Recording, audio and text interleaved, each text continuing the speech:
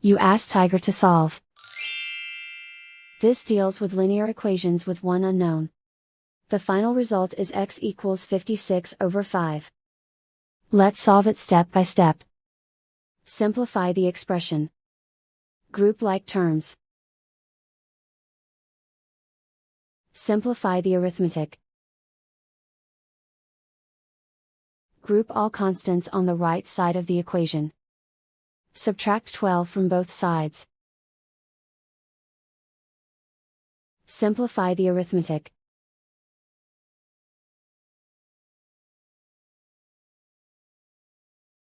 Isolate the x.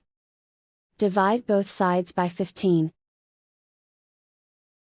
Simplify the fraction.